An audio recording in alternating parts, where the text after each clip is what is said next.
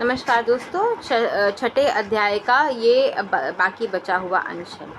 दुष्टों से भरे तथा डाकुओं से घिरे प्रदेश में और धूर्त व्यक्ति के घर में इस पवित्र कथा को नहीं करना चाहिए।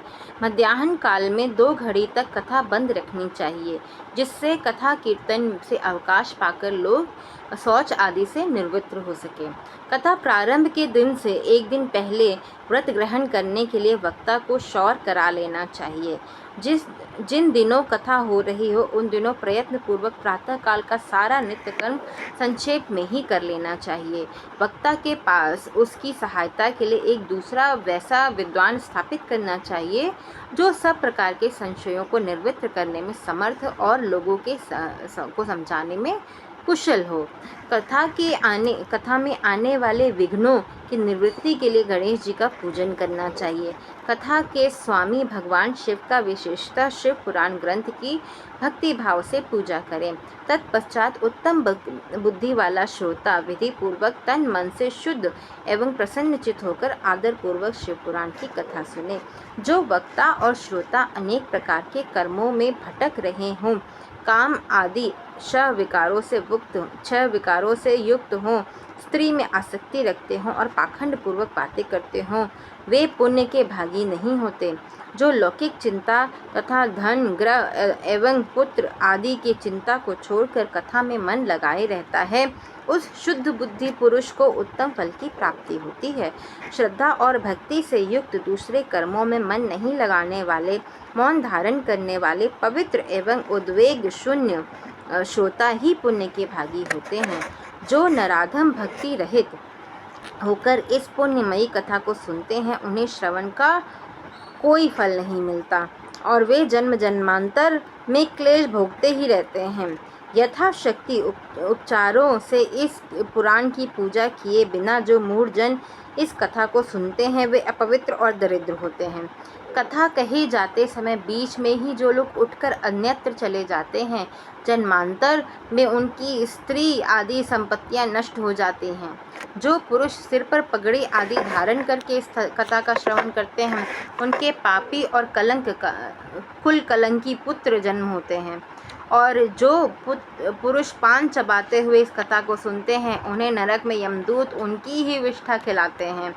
जो लोग ऊंचे आसन पर बैठकर इस कथा का श्रवण करते हैं, वे समस्त नरकों को भोगकर काक योनि में जन्म लेते हैं। जो लोग विरासन आदि से बैठकर इस शुभ कथा को सुनते हैं, उनके नरकों को भोगकर विष वृक्ष का जन्म पाते हैं।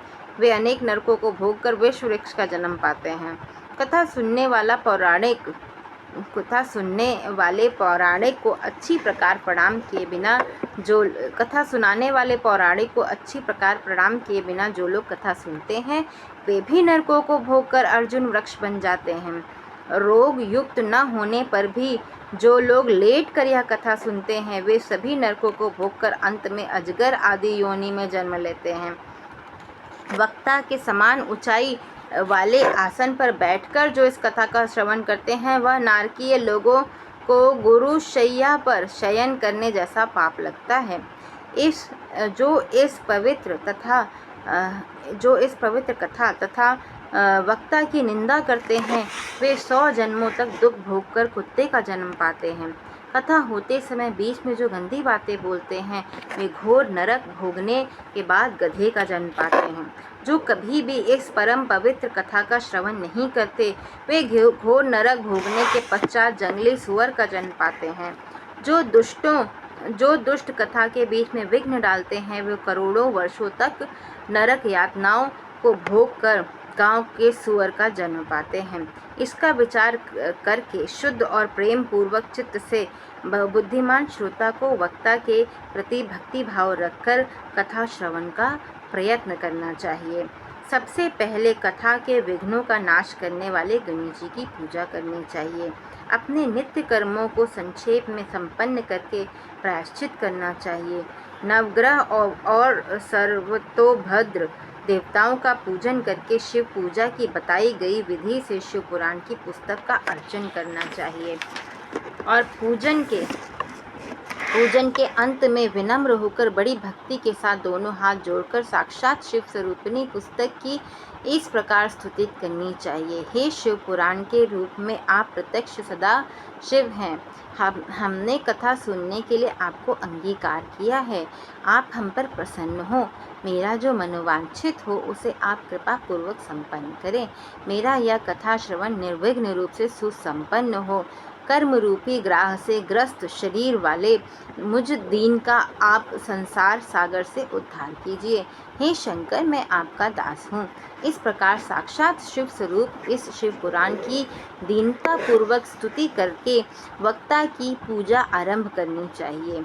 शिव पूजा की बताई गई विधि से पुष्प, वस्त्र, अलंकार, धूप दीपादि से वक्ता की पूजा करें। तदनंतर शुद्ध चित्त से उनके समान नियम ग्रहण करें और कथा समाप्ति पर्यंत यशाशक्ति उसका प्रयत्न पूर्वक पालन करें। तत्पश्चात कथावाचक व्यास की प्रार्थना करें। हे व्यास जी के समान ज्ञानी श्रेष्ठ शिव शास्त्र के मर्मज्ञ ब्राह्मण देवता, आप इस कथा के प्रकाश से मेरे अज्ञानांधकार को दूर करें।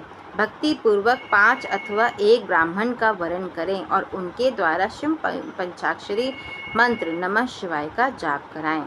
हे मुने, इस प्रकार मैंने भक्त श्रोताओं द्वारा भक्ति पूर्वक कथा श्रवण की उत्तम विधि आपको बता दी। अब आप और क्या सुनना चाहते हैं? इस प्रकार श्री स्कंद महापुराण के अंतर्गत शिव पुराण महात्म्य में श्रवण विधि वर्णन नामक 6वां अध्याय पूर्ण हुआ। हर हर महादेव।